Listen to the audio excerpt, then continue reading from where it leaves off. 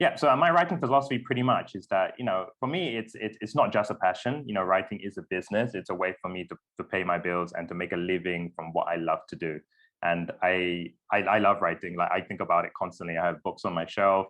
I have apps on my phone. Like, it is pretty much all I think about. It's all I, really enjoy doing. And I think Joanne probably knows that too. And which is probably why he asked me to be. I mean, he calls me the I don't know, the master of the quill or something like that. So that's something Keeper that of the quill. Keeper of the quill, right? Keeper of the quill, right? So, and that's not from my actual writing. Like, it's not like he's read a ton of my work. It's just that I talk about it so much, right? I'm quite annoying in that way.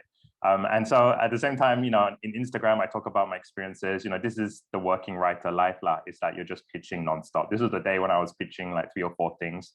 I'm smiling on the outside, but I'm dying on the inside. That's the face right there.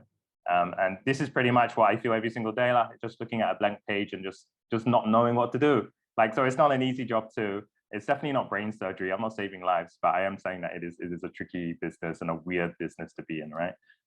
But because pretty much there's no right or wrong way to tell a story. I think everyone thinks, this is what I've learned over the years, that everyone thinks they can tell the best story. Everyone thinks that they know what a great story is because we are constantly inundated and exposed to stories on a daily basis. I think everyone here pretty much has an idea of what stories are good or bad. Like, you talk about it with your spouse or your boyfriend or your girlfriend, like, whether that show was good. Was Loki a good show? I'm sure a lot of people have a lot of opinions on that show, right? On Disney Plus. And it's just instinctive, right? Because that is storytelling. It is a medium where it is so inbuilt in us, in an evolutionary way, almost like the idea of just like learning from pictures and stories, that we feel like we know it, right? We feel that we know how to tell a good story.